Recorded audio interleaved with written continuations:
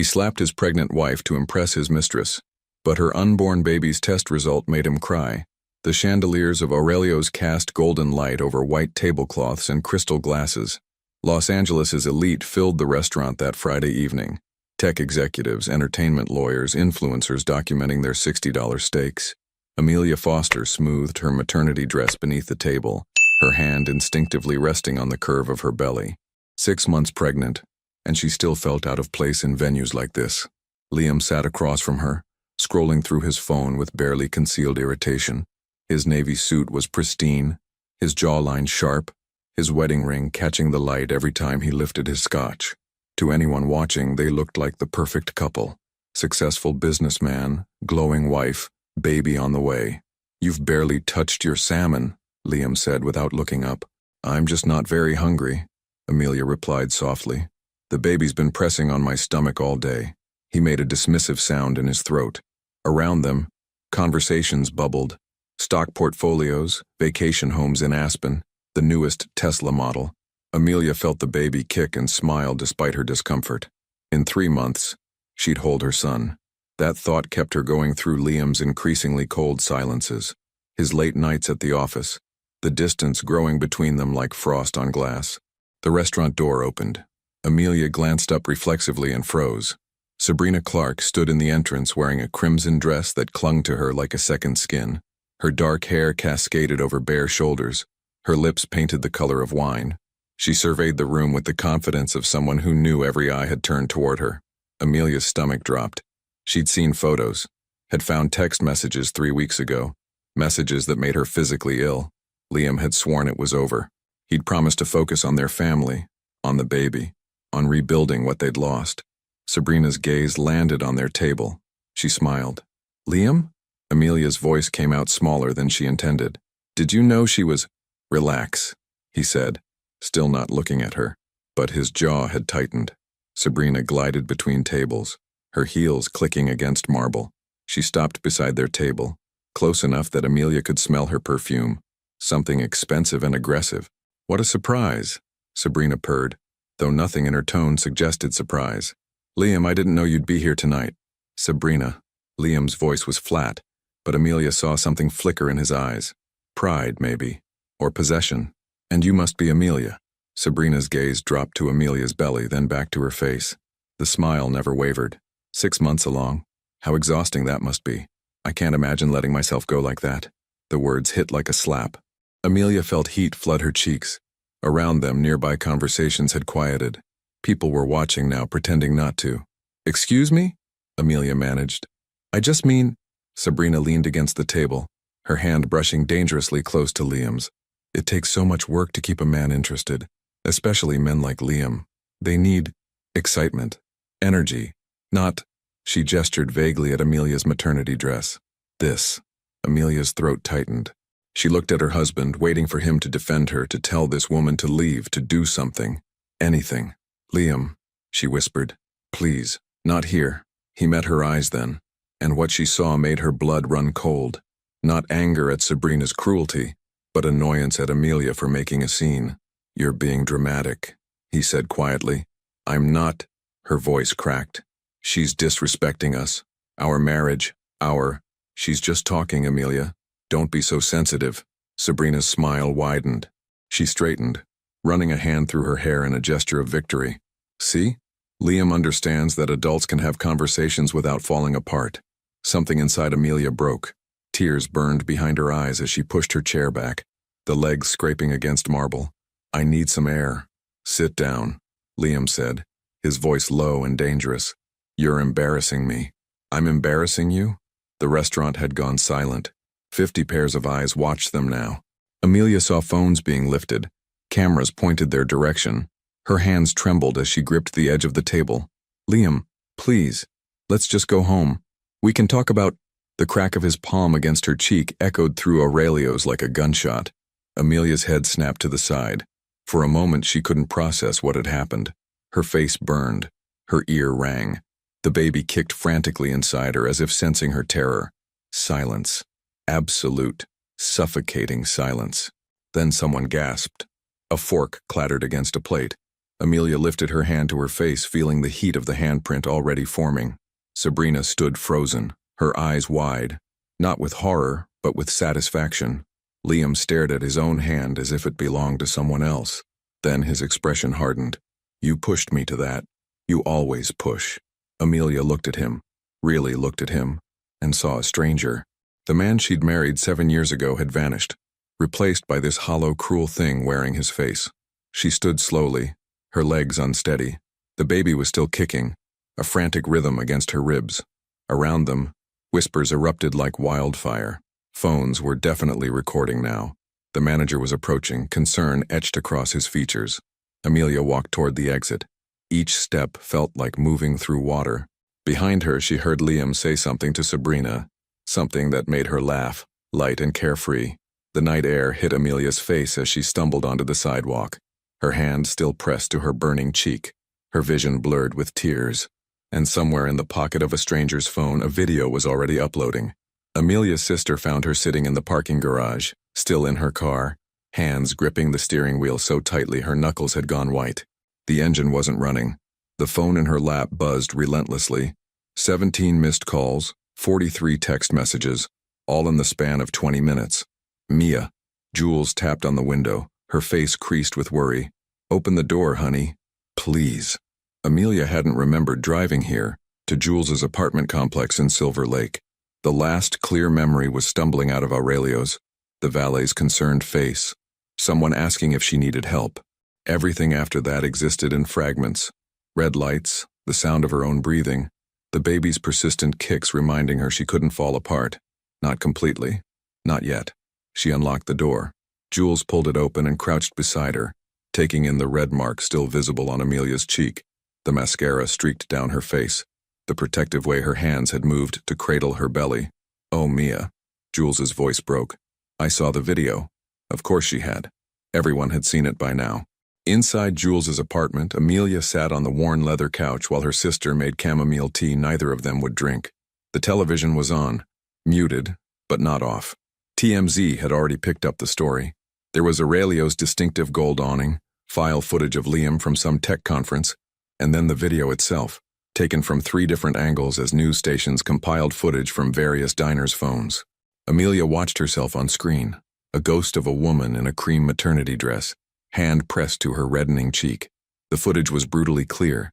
Liam's raised hand, the crack of impact, Sabrina's satisfied smile in the background before someone's thumb covered the lens. The Chiron read, "Tech CEO Liam Foster caught on camera striking pregnant wife at exclusive LA restaurant." "Turn it off," Amelia whispered. Jules grabbed the remote, but not before Amelia saw the view count. 3 million in under 2 hours. "Your phone keeps ringing," Jules said carefully. "Do you want me to—" "No." Amelia's hand found her belly again. The baby had finally settled, exhausted from earlier panic. "I can't talk to him, not tonight. Maybe not ever." Jules sat beside her, close but not touching. She'd always known when Amelia needed space and when she needed arms around her. Right now, she needed the former. "What are you going to do?" Jules asked. Amelia stared at her hands. 7 years ago, Liam had slipped a diamond ring on her finger in front of the Griffith Observatory, promising to love her through everything. She'd believed him. Even when the late night started, when the distance grew, when she found the texts, she'd believed that somewhere inside him, the man she married still existed. Tonight had killed that belief with a single public blow. "I don't know," she admitted, "but I can't go back there. Not to him." Her phone lit up again. This time it wasn't Liam. It was her mother-in-law, Diane. Amelia let it ring out. Across the city, in the penthouse apartment overlooking downtown LA, Liam stared at his own phone with growing dread. The Foster Group's board chair had called twice. 3 major investors had sent terse emails requesting urgent conversations. His business partner Marcus had texted a simple, "What the hell did you do?" Sabrina lounged on his couch, wineglass in hand, seeming unbothered by the chaos unfolding around them. She'd come back to his place after Aurelio's, laughing about how dramatic Amelia had been, how she practically threw herself into that situation. "Maybe you should call someone," Sabrina suggested, scrolling through her own phone. "Do some damage control. Say it was an accident or something." "An accident?" Liam's voice came out sharp. There are videos from 5 different angles, Sabrina. You can clearly see.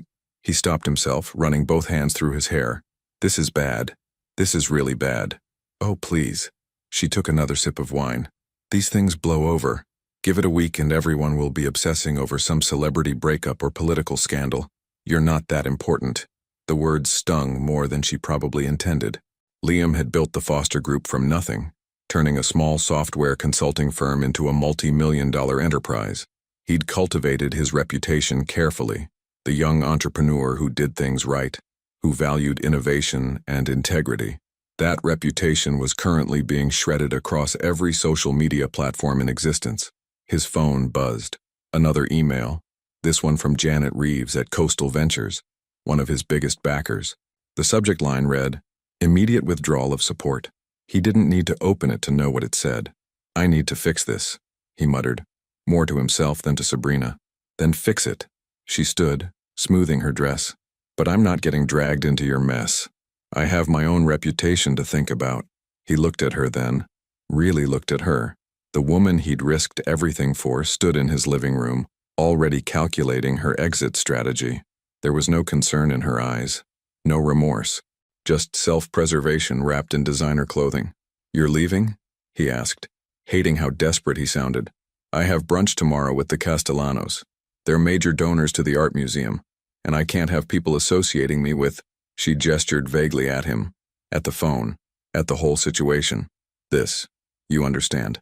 She kissed his cheek, the same cheek where her lipstick had left a mark in one of the circulating photos, and headed for the door. Her heels clicked against marble, each step taking her further from the wreckage she'd helped create. The door closed with a soft click. Liam stood alone in his penthouse, surrounded by modern art and floor-to-ceiling windows, showcasing a city that suddenly felt hostile. His phone continued its relentless buzzing. Outside, Los Angeles glittered with indifferent beauty. He thought about Amelia's face as she'd walked out of Aurelio's, not angry, but broken. He thought about his unborn son, the one he'd barely acknowledged throughout the pregnancy, too busy with Sabrina and business deals to attend ultrasound appointments or birthing classes. For the first time in years, Liam Foster felt something other than confidence. He felt afraid. His phone lit up one more time. A text from his mother. "How could you? How could you do this to her? To your child?" Liam poured himself 3 fingers of scotch and didn't answer. In Silver Lake, Amelia finally allowed herself to cry. Not the silent tears from the restaurant, but deep, wrenching sobs that shook her whole body. Jules held her through it, murmuring reassurances that felt hollow but necessary. "You're going to be okay," Jules whispered. "You and the baby. You're both going to be okay." Amelia wanted to believe her, but as she felt her son kick again, insistent and alive, she wondered how she'd explain to him someday why his father had chosen cruelty over love, and whether that video would follow them both forever. The cramping started at 3 in the morning.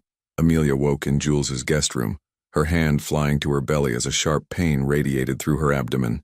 Not contractions. She knew what those were supposed to feel like from all the birthing classes Liam had skipped. This was different, tighter, wrong. "Jules!" she called out, her voice cracking with fear. "Jules!" Her sister appeared in the doorway within seconds, hair wild from sleep, already reaching for her phone. "What's wrong?" "Something's not right."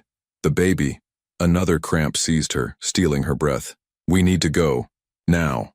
The emergency room at Cedars-Sinai was surprisingly quiet for a Saturday morning.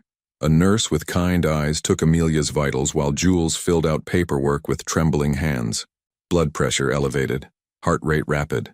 The baby's heartbeat thankfully remained strong and steady on the monitor. "Mrs. Foster," the nurse said gently, "when did the cramping start?" "About 40 minutes ago. I'm only 26 weeks. It's too early for let's not jump to conclusions. The doctor will be in shortly." But her professional smile didn't quite reach her eyes, and Amelia felt ice settle in her stomach. "Doctor?" Patel arrived 15 minutes later, her dark hair pulled back in a neat bun, reading glasses perched on her nose as she reviewed Amelia's chart. She'd been Amelia's OB-GYN since the positive pregnancy test, had monitored every milestone, celebrated every healthy scan. Now her expression was carefully neutral. "Amelia," she said, pulling up a stool beside the bed, "your baby's heartbeat is good, which is excellent. But your blood pressure is concerning, and these cramps could be stress-induced contractions." Have you experienced any unusual stress in the last 48 hours? Jules made a sound somewhere between a laugh and a sob. Dr. Patel's gaze shifted between them, waiting. You haven't seen the news? Amelia asked quietly. I've been on call for 36 hours. What news? So Amelia told her. Not everything. She couldn't bear to speak all of it aloud. But enough. The restaurant. The confrontation. The slap that had been watched by millions. Dr. Patel's professional mask slipped. Her jaw tightened. Did you report this to the police? I haven't reported anything. I can't think about that right now. Amelia. The doctor's voice was firm but compassionate. Physical trauma during pregnancy, especially at this stage, can have serious consequences. The stress alone. She gestured at the monitors. Your body is trying to protect itself, and that's causing complications for the baby. Is he okay? Amelia's hand found her belly again. Please tell me he's okay. Right now, yes. But we need to keep you here for observation. At least 24 hours, possibly longer. I want to run additional tests, monitor for any signs of preterm labor. Dr. Patel leaned forward. You need complete rest. No stress, no confrontations, no contact with my husband.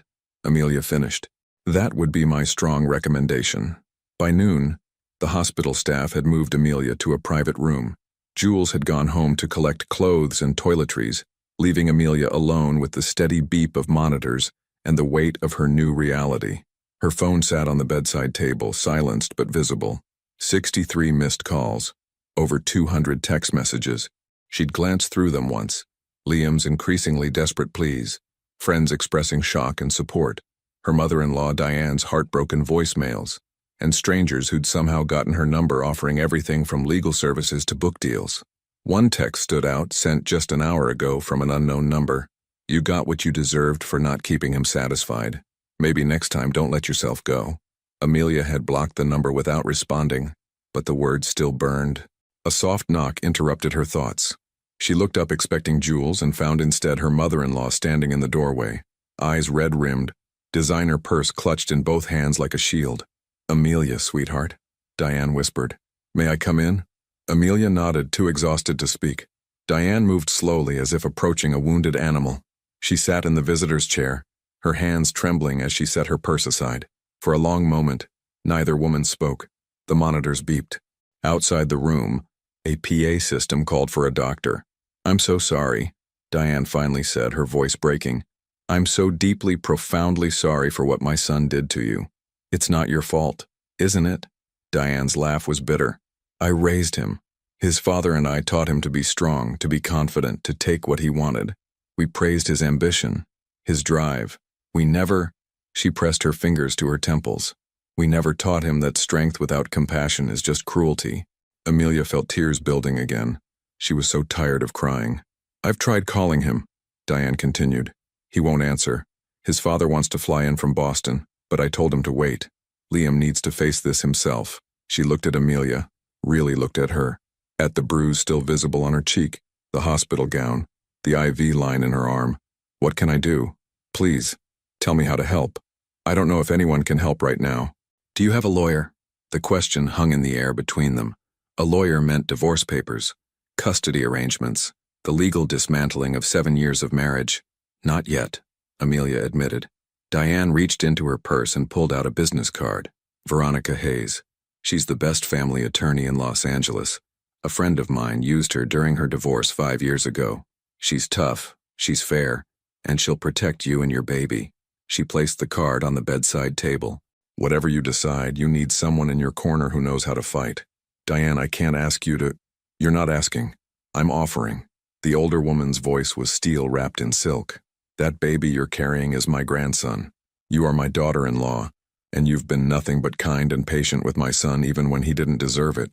If he's thrown that away, that's on him, not you. Amelia picked up the card. Veronica Hayes, Esker Family Law. The address was in Century City. Thank you, she whispered. Diane stood, leaning down to press a gentle kiss to Amelia's forehead. Rest. Take care of yourself and that baby. I'll call later to check on you. After she left, Amelia stared at the business card for a long time.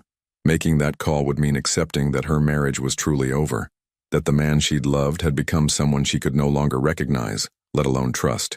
But as another cramp rippled through her abdomen, milder this time but still present, she thought about her son, about the life growing inside her, innocent and dependent on her choices. She picked up her phone and typed out a text to the number on the card. "My name is Amelia Foster.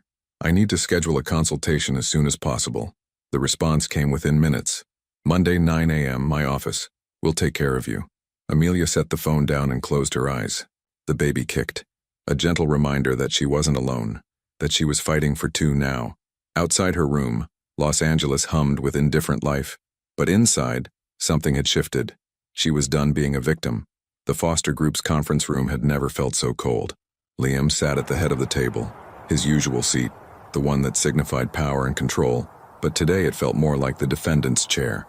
6 board members stared at him with expressions ranging from disappointment to barely concealed disgust. His business partner Marcus wouldn't even meet his eyes. "Let me be clear," said Gerald Hutchins, the board chair and a man who'd mentored Liam since the company's inception. "This isn't just about optics, though those are disastrous. This is about fundamental character." Liam's jaw clenched. He'd prepared a speech, rehearsed explanations, crafted carefully worded apologies. None of it seemed adequate now. "I made a mistake," he started. "A terrible mistake that I deeply—" "A mistake?" Caroline Wu, the CFO, cut him off. Her voice was ice. "A mistake is sending an email to the wrong client. What you did was assault your pregnant wife in front of dozens of witnesses. There's video evidence from 5 different angles. The press is camped outside our building. We've lost 3 major contracts in 4 days. I can fix this. Give me time to—" "Coastal Ventures pulled their funding this morning," Gerald interrupted. "That's $8 million gone. Brennan Tech terminated our consulting agreement. 2 of our senior developers have resigned, citing ethical concerns with leadership. The damage isn't theoretical anymore, Liam. It's measurable, it's catastrophic." Marcus finally spoke, his voice quiet but firm. "I've been fielding calls all week. Partners asking if they should distance themselves from us.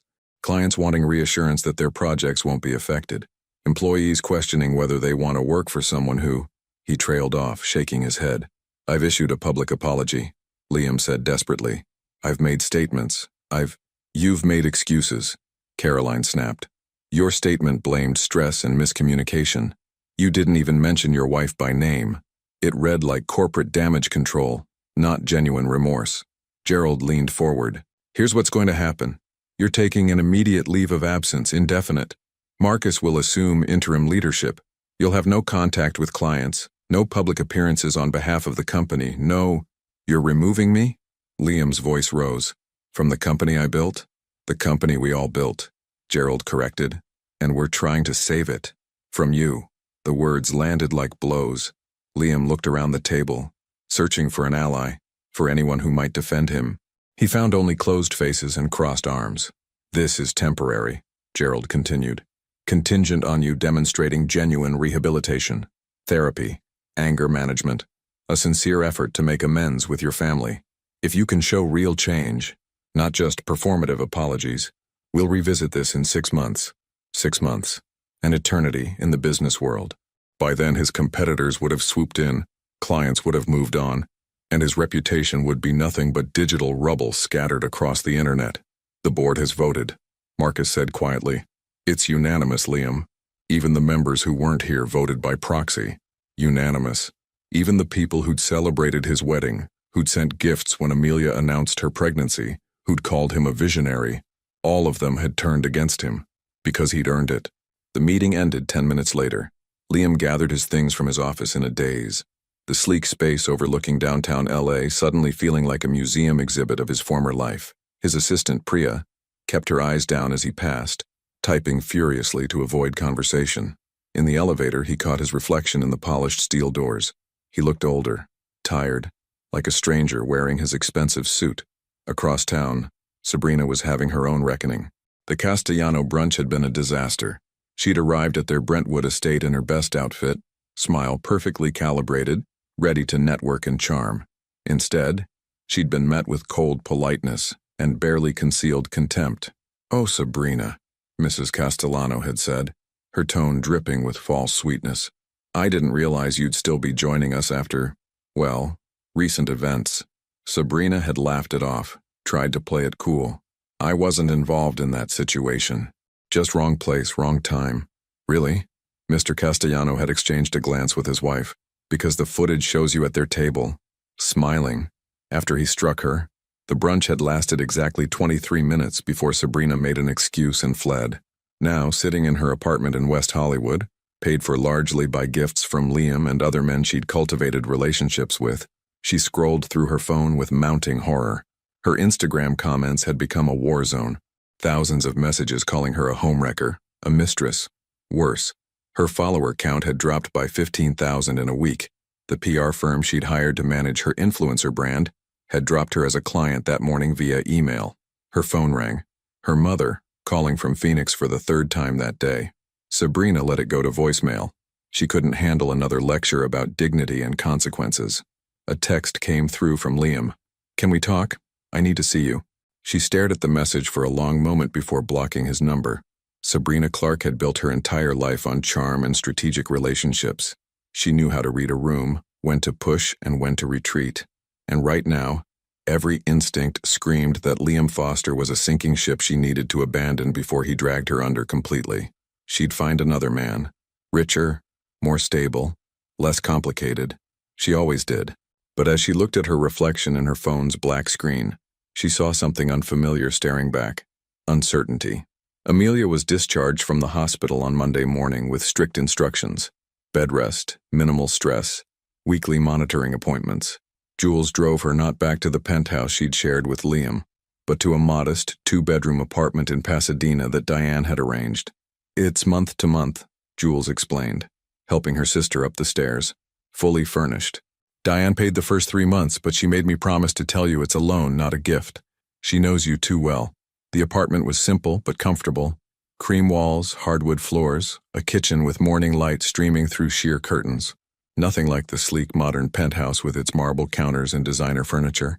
It felt like home. That afternoon, Amelia met with Veronica Hayes in her Century City office. The attorney was in her 50s, sharp-eyed and direct with silver-threaded hair and a handshake that conveyed both strength and compassion. "First thing," Veronica said, sliding a folder across her desk, "we file for a restraining order. Given the public assault and your current medical situation, it's an easy case." "A restraining order?" Amelia's hand found her belly instinctively. "He can't contact you, can't come within 500 feet of you. It protects you while we prepare for divorce proceedings." Veronica's expression softened. "I know this feels overwhelming, but right now your safety and your baby's health are the priority." Amelia signed the papers with shaking hands. "What about custody?" she asked quietly. "We'll address that after the baby's born. But given the documented abuse, the court will favor supervised visitation at minimum, possibly no contact until he completes a batterer's intervention program." The word batterer made Amelia flinch. That's what Liam was now. Not her husband. Not the father of her child waiting to hold him. A batterer who needed court-ordered intervention to be near his own son. Her phone buzzed as she left Veronica's office. A text from an unknown number. "Amelia, please, I'm so sorry. Can we just talk? I need to explain. I need to fix this." Liam. He'd gotten a new number to bypass her blocks.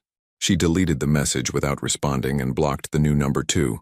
On the sidewalk outside the building, a man with a camera called out, "Mrs. Foster, how do you feel about your husband's leave of absence?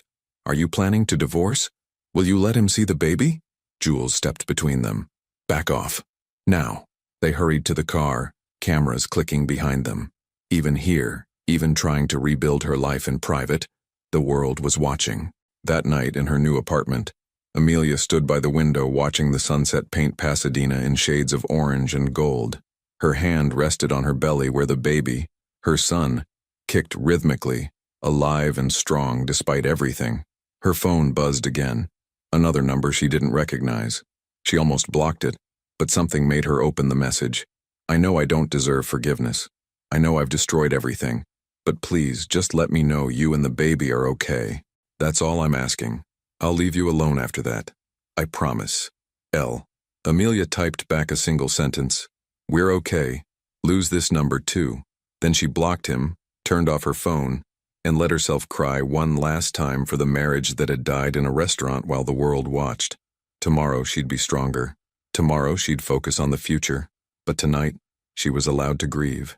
6 weeks later, the anger management group met every Thursday evening in a community center in Culver City. 12 folding chairs arranged in a circle, fluorescent lights humming overhead, the smell of stale coffee and industrial cleaner. Liam sat between a construction worker who'd put his fist through a wall and a college student, court-ordered after a bar fight. "Who wants to share this week?" asked Dr. Morris, the facilitator, a man in his 60s with patient eyes and a voice that never rose above conversation level. Silence. Liam had learned that most men here attended because they had to, not because they wanted to change. Court orders, probation requirements, desperate attempts to save marriages already circling the drain. He was no different. "Liam," Dr. Morris prompted, "you've been quiet the last few sessions." Liam shifted in his chair. "I've been working through things." "Can you elaborate?" What was he supposed to say? That he'd spent 6 weeks in a mandatory therapy program because his company's board demanded it? That he'd moved from his penthouse to a sterile apartment in Marina del Rey because photographers still camped outside his old building? That he'd started taking medication for anxiety because the panic attacks had become unbearable? "I'm trying to understand what I did wrong," he said finally. The words felt hollow, even as he spoke them. "Doctor," Morris leaned forward slightly. "Do you understand what you did wrong?" "I hit my wife, in public, while she was pregnant." Liam recited the facts like a grocery list. He'd said them so many times, to therapists, to the board, to his own reflection, that they'd lost all meaning. "I humiliated her. I hurt her. I destroyed my marriage and my reputation. And why did you do it?" The question hung in the air. Liam had been asked this dozens of times. His answer had evolved from "I was stressed" to "I was angry" to "I don't know" to the current therapy-approved version. "I failed to manage my emotions in a healthy way and used violence to assert control." But the real answer, the one that kept him awake at 3 a.m, was simpler and more damning. Because he could. Because Sabrina was watching and he wanted to show her, show everyone, that he was powerful, that he commanded respect, that he made the rules. He'd wanted to feel big by making Amelia feel small. "I was trying to impress someone," he admitted quietly. The other woman. I wanted her to see me as strong. And how do you feel about that now?" Pathetic. It was the first honest thing he'd said in weeks, and Dr. Morris seemed to recognize it. He nodded slowly. "That's a start. Self-awareness is the first step, but awareness without action is just performance." Performance. The word stung because it was accurate. Liam was performing rehabilitation the way he'd once performed success. Attending the right meetings, saying the right things, posting carefully crafted apologies on social media that his PR consultant had written. But had anything actually changed? Or was he just going through the motions, waiting for everyone to forget so he could reclaim his old life? He didn't have an answer. After the session, Liam sat in his car in the parking lot, staring at his phone. He'd created a folder of screenshots, photos of Amelia from happier times, their wedding day, a vacation in Maui, the ultrasound photo from her 12-week appointment, the one where they'd learned they were having a boy. He'd never asked what she wanted to name him. His thumb hovered over his mother's contact. Diane was the only family member still speaking to him, and even those conversations were terse, laden with disappointment. He called anyway. "Liam." Her voice was flat. "Hi, Mom. I wanted to check in. On me? Or on Amelia? Both, I guess." Silence stretched between them. Finally, Diane sighed. "I saw her yesterday. She's doing well, all things considered. The baby is healthy. She's 32 weeks now. 8 weeks until his son was born. 8 weeks and Liam still had no legal right to be there. No certainty he'd be allowed in the delivery room. No relationship with the child he'd helped create. Can you tell her I'm—" "No." Diane's voice was sharp. "I'm not your messenger, Liam. If you want to communicate with her, you go through her attorney like the court ordered. I'm not violating her boundaries because you're too much of a coward to respect them." The line went dead. Liam sat in the darkness of his car, the weight of his isolation crushing down on him. 6 weeks of therapy, of anger management, of public contrition, and he was more alone than ever. In a coffee shop in Santa Monica, Sabrina scrolled through job listings with growing desperation. Her savings were dwindling faster than she'd anticipated. The influencer income had dried up completely. Brand partnerships, the ones that had paid for her lifestyle, had evaporated overnight. 2 days ago, she'd applied for a position as a receptionist at a dental office. The pay was less than half what she used to make from a single sponsored post. Her phone buzzed. A message from Tessa, one of her former friends from the social circuit. Saw you applied to Dr. Brennan's office. Just FYI, his wife was at Aurelio's that night. Might want to look elsewhere. Sabrina's stomach dropped. Even job applications were haunted by that evening. She'd tried to move on, to pivot her image to find a new circle that didn't know or care about the scandal. But Los Angeles was a small town masquerading as a big city, especially in certain social strata. Everyone knew everyone. Everyone had seen the video. A man approached her table. Mid-50s, expensive watch, confident stride, the type she would have targeted 6 months ago. "Excuse me," he said with a smile. "Aren't you—" "No," Sabrina cut him off. "You're mistaken." His smile faded into something colder. "Right. My mistake." He walked away, but she heard him mutter to his companion, "That's definitely her.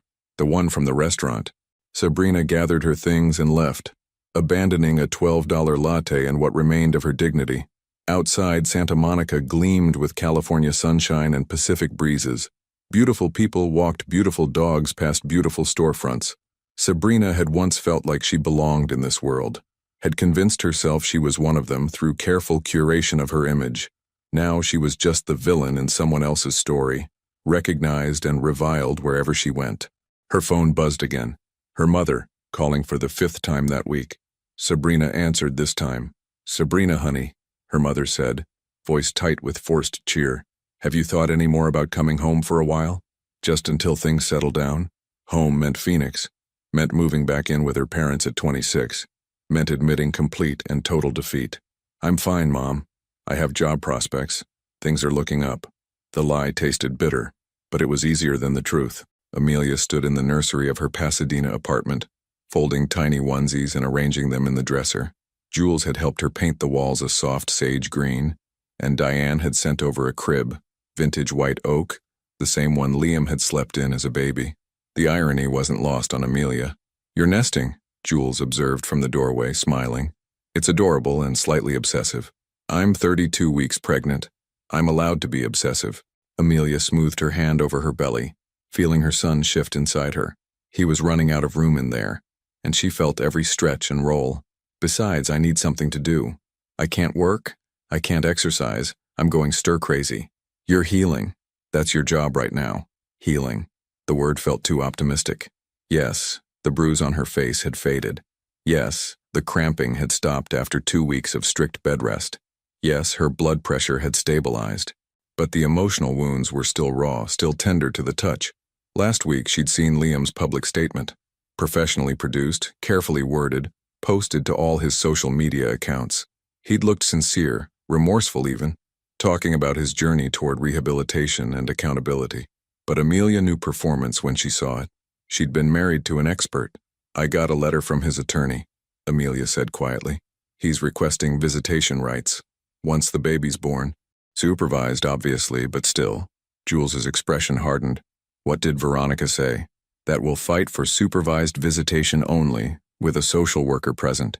That he'll need to complete his programs and demonstrate stability. That it could take months before a judge approves anything." Amelia folded another onesie, her movements mechanical. "But he's still going to be in our lives. In my son's life. Forever. Only if you let him," Jules said softly. But they both knew it wasn't that simple. Liam had rights as a father, however terrible a husband he'd been.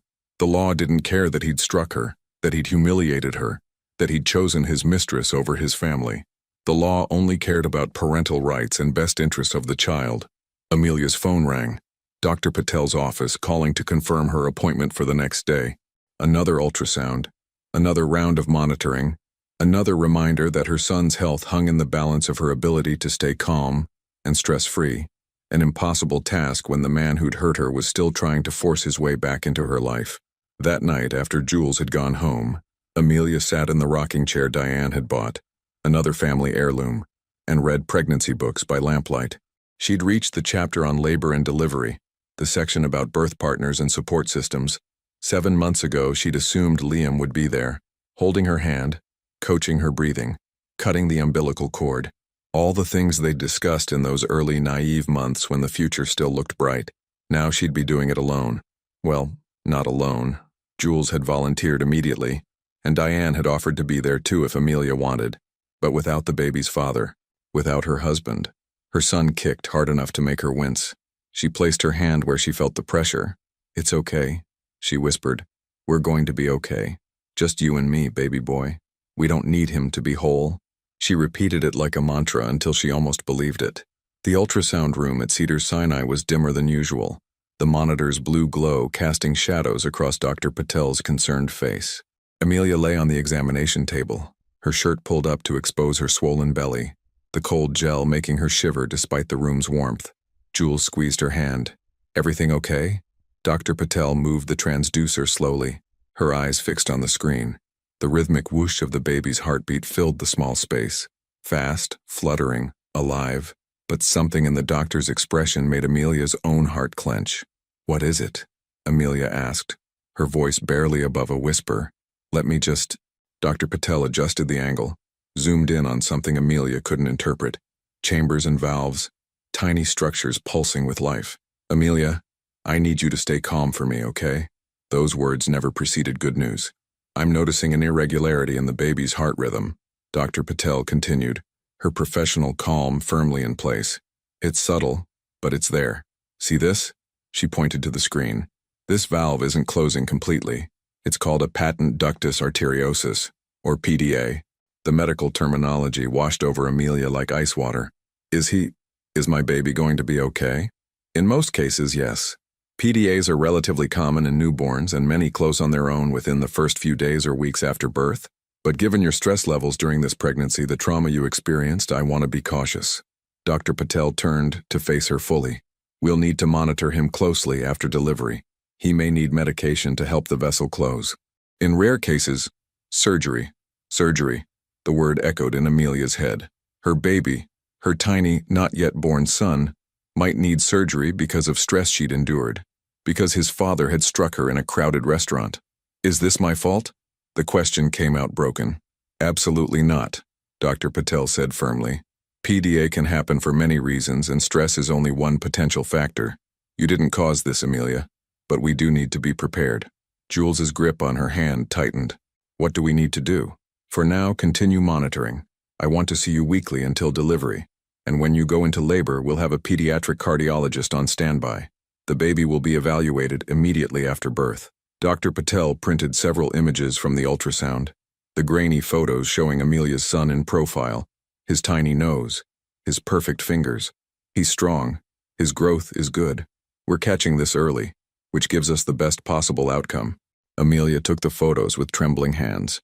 In one image, her son's hand was pressed against his face, as if already shielding himself from the world's cruelty. That evening, Amelia sat at her kitchen table, the ultrasound images spread before her like tarot cards predicting an uncertain future. Jules had offered to stay, but Amelia had sent her home. She needed to think, to process, to decide. Her phone sat beside the photos, dark and silent.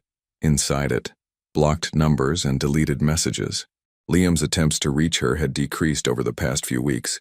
Whether because of his lawyer's advice or because he'd finally given up, she didn't know. But he was still the baby's father, and their son might need medical intervention. Legally, she didn't have to tell him. The restraining order was still in effect. Any communication could go through attorneys. But morally, Amelia pressed her hands to her belly, feeling her son move beneath her palms. What kind of mother would she be if she kept this information from his father, regardless of what that father had done? What kind of person would that make her? She picked up her phone and opened her contacts. Not Liam's number. She'd deleted that long ago. But Veronica Hayes, her attorney, answered on the second ring. "Amelia, everything all right? I need advice." Amelia's voice was steady, despite the turmoil inside her. "Medical information about the baby. Do I have to disclose it to Liam?" A pause. "Not legally, no. Not until custody arrangements are formalized. Why? Has something happened?" Amelia explained the diagnosis, the potential need for intervention, the weight of the decision pressing down on her. "Here's my professional opinion," Veronica said carefully. "You're not obligated to tell him. That said, if the baby does require surgery or significant medical care, and Liam finds out you knew and didn't inform him, it could complicate custody proceedings. Judges look favorably on parents who facilitate communication, even in difficult circumstances." "And your personal opinion?" Another pause, longer this time. "My personal opinion? You've been through hell because of this man. You owe him nothing. But your son might someday ask why his father wasn't there during a medical crisis. And you'll need an answer that lets you sleep at night. After they hung up, Amelia stared at the ultrasound images for another hour. Finally, she picked up her phone and composed an email to Liam's attorney, copying Veronica. Please inform your client that our son has been diagnosed with a minor heart condition that may require monitoring or intervention after birth. Dr. Patel has advised this is manageable but wanted me to be prepared. I am sharing this information in the interest of our child's well-being, not as an invitation to contact me directly. All communication should continue through legal counsel. She hit send before she could second-guess herself. Liam was leaving his therapist's office when his attorney called. He'd just finished a session where he'd talked in circles about accountability and amends, saying all the right words while feeling nothing. Liam, I'm forwarding you an email from Amelia's attorney. It's about the baby. His heart stopped. Is she okay? Is the baby? Read the email. Call me back if you have questions. Liam pulled over in a Starbucks parking lot and opened the message on his phone. The words swam before his eyes. Heart condition, monitoring, intervention, prepared. His son, his boy who he'd never held, never felt kick, never heard hiccup during an ultrasound, had something wrong with his heart, and it might be his fault. Liam's hands shook as he read the email again, then again. The medical terminology was vague, probably intentionally so, but the implication was clear. Stress during pregnancy could contribute to complications. Trauma could affect development. He'd hit Amelia while she was carrying their child. He'd caused her stress severe enough to require hospitalization. He'd made her life a nightmare while their son was forming, growing, developing inside her. And now that son had a heart condition. Liam's phone slipped from his fingers onto the passenger seat. His vision blurred. Not from tears. He was past those now, but from something deeper. Horror. Guilt. The crushing weight of cause and effect. He'd been performing rehabilitation, going through the motions of therapy and anger management and public contrition. But this was real. This was the concrete result of his violence. Not ruined business deals or lost friends or damaged reputation. His son. His innocent child who'd done nothing except exist in the wrong place at the wrong time. Liam sat in that parking lot for 40 minutes. Strangers coming and going around him. The world moving forward while he remained frozen in the reality of what he'd done. Finally, he called his attorney back. I want to set up a trust, he said, his voice hoarse, for medical expenses, whatever the baby needs. Specialists, surgery, medication, anything. I'll fund it completely. And I want it done anonymously through you so Amelia doesn't think I'm trying to manipulate her. Liam, that's a good idea. I'll draw up the papers. And tell her, he paused, swallowing hard. Tell her I'm sorry. Tell her I know that doesn't fix anything, but I'm so sorry. I'll pass along the message. After hanging up, Liam drove to his apartment in Marina del Rey and sat on his balcony overlooking the ocean. The sun was setting, painting the water in shades of orange and gold, beautiful and indifferent. Somewhere across the city, Amelia was preparing to bring their son into the world. A son who might need medical intervention because of stress Liam had caused. A son who would grow up knowing his father as the man who'd hit his mother on video. For the first time since that night at Aurelio's, Liam understood that some things couldn't be fixed. Some damage was permanent.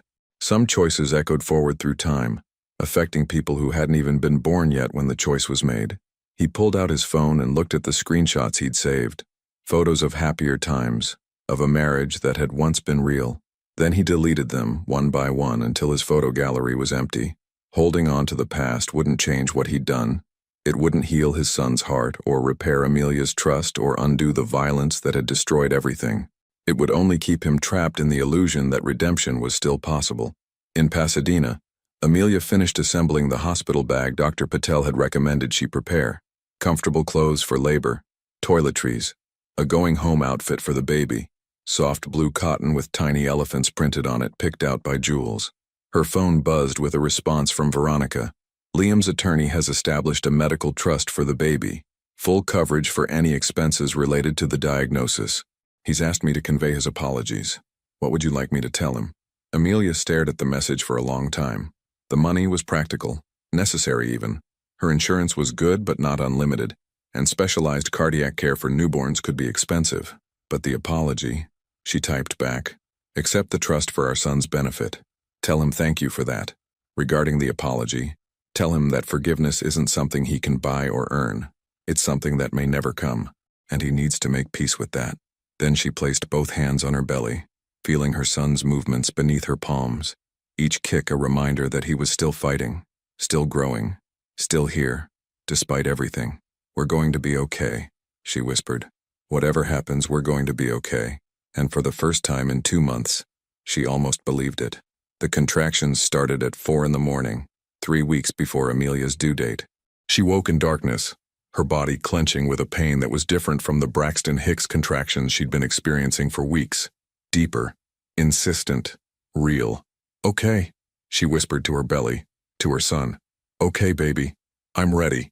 But she wasn't ready. Not really. How could anyone be ready for this? She called Jules first, then Dr. Patel's answering service. By 5:30, she was in the car with her hospital bag, Jules driving through empty Los Angeles streets with the kind of focused intensity usually reserved for emergency situations. "You're doing great," Jules kept saying, though Amelia wasn't doing anything yet except breathing through contractions that came every 7 minutes. "We'll be there soon. Everything's going to be fine." Cedars-Sinai's labor and delivery ward was quiet at this hour. A nurse named Maria checked Amelia in with practiced efficiency, getting her into a gown, starting an IV, hooking up monitors that tracked her contractions and the baby's heartbeat. That heartbeat, rapid and irregular exactly as Dr. Patel had warned, filled the room with its urgent rhythm. 4 centimeters dilated, Maria announced after checking. "You've got a ways to go, honey. Try to rest between contractions. Rest." As if that were possible when every few minutes her body seized with pain that radiated from her spine to her pelvis. As if she could relax knowing her son's heart wasn't quite right, that pediatric specialists were being paged, that this birth came with complications most mothers never had to consider. Dr. Patel arrived at 7, just as the morning shift change brought new energy to the ward. She examined Amelia, reviewed the monitors, and spoke quietly with Maria before sitting beside the bed. 6 centimeters now. You're progressing well." She squeezed Amelia's hand. "The pediatric cardiologist is here, Dr. Nakamura. She'll evaluate the baby immediately after delivery. We have everything prepared. And if the PDA doesn't close on its own," Amelia managed between contractions, "then we have options. Medication first. Surgery only if absolutely necessary. But let's take this one step at a time." Dr. Patel's calm was a lifeline. "Right now, your job is to bring this baby safely into the world. Everything else, we'll handle together." Diane arrived at 8:30, slightly breathless, her perfectly styled hair and designer clothes at odds with the clinical setting. She looked at Amelia, really looked at her, and tears immediately filled her eyes. "Oh, sweetheart," she whispered, moving to the other side of the bed from Jules.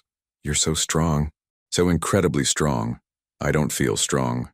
Another contraction gripped her and Amelia groaned through it, squeezing both women's hands until the pain crested and finally receded. "Strength isn't the absence of fear," Diane said softly.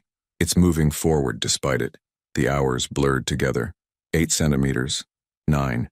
The pain intensifying until Amelia finally accepted the epidural she'd been resisting, desperate for relief. The medication dulled the contractions to manageable pressure, allowing her to breathe, to think, to prepare for what came next. At 2:15 in the afternoon, Dr. Patel checked her again and smiled. "You're ready. It's time to meet your son." In the hospital's main lobby, Liam sat on an uncomfortable chair, his phone clutched in both hands, staring at the elevator that led to the labor and delivery floor he wasn't allowed to access. He'd received the text from his mother at 8 that morning. "Amelia's in labor. Don't come to the hospital. You're not welcome here."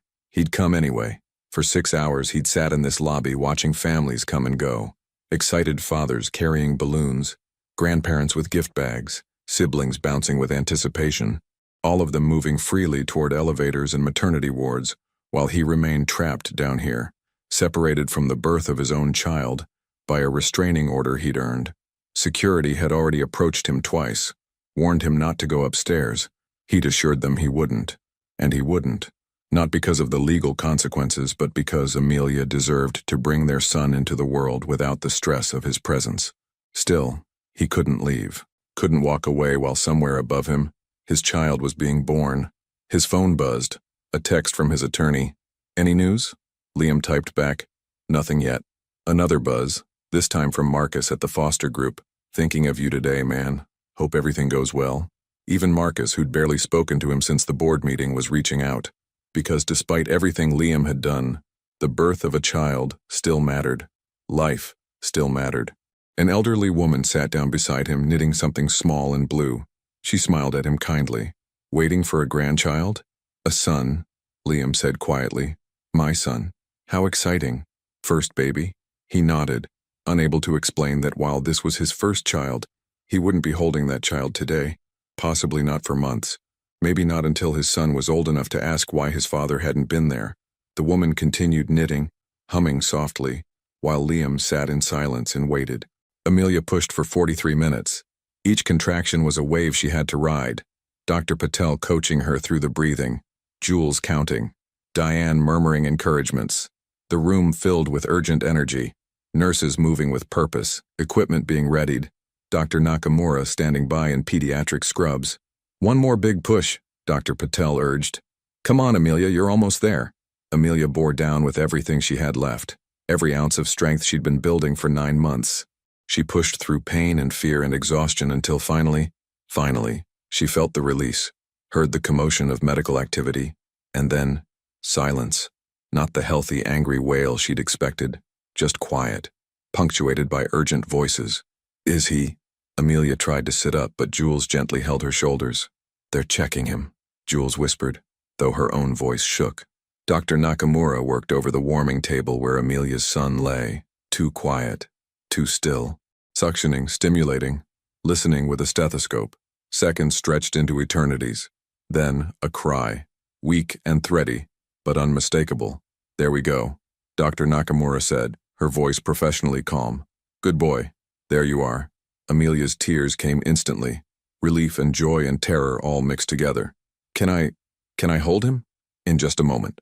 The pediatric cardiologist continued her assessment, checking vitals, listening to that imperfect little heart. He's breathing on his own, which is excellent, but I can hear the murmur. We'll need to monitor him closely. After what felt like hours, but was probably only minutes, a nurse finally brought Amelia's son to her, wrapped in a hospital blanket, his tiny face scrunched and red, his eyes squeezed shut against the world's brightness. Hello, Amelia whispered, cradling him against her chest. Hello, my beautiful boy. He was perfect.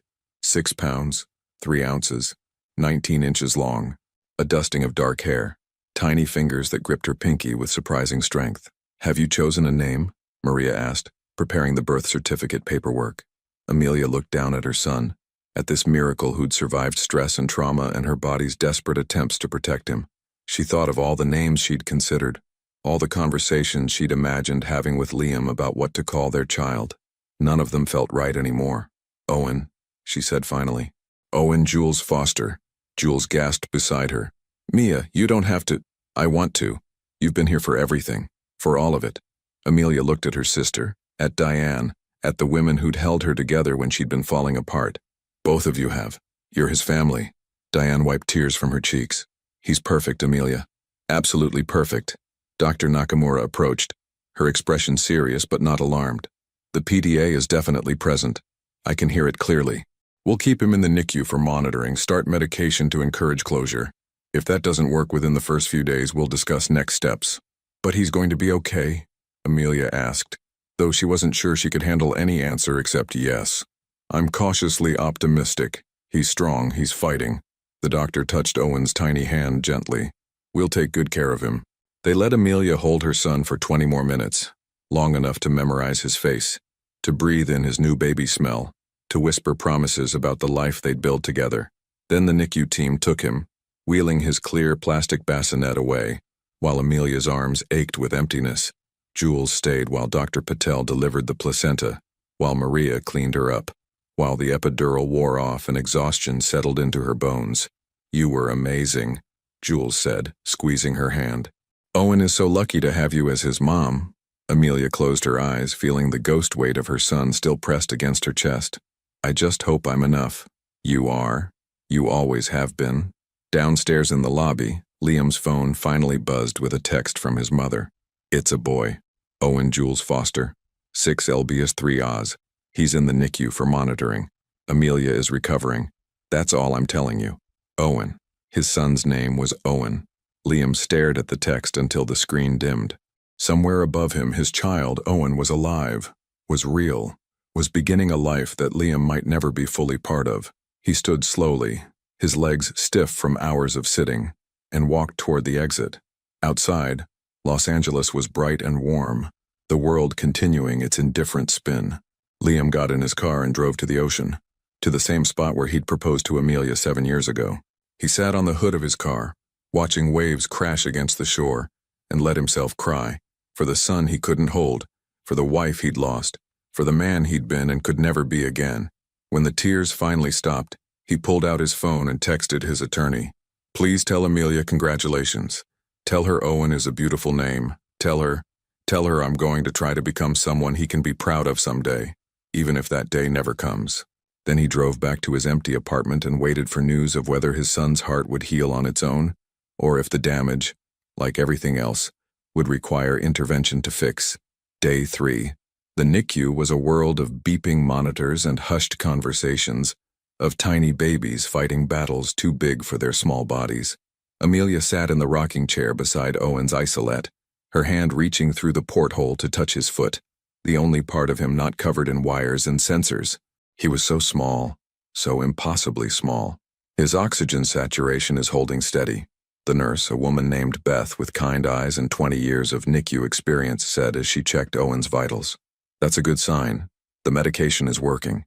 Amelia nodded, though she'd heard variations of this reassurance a dozen times already.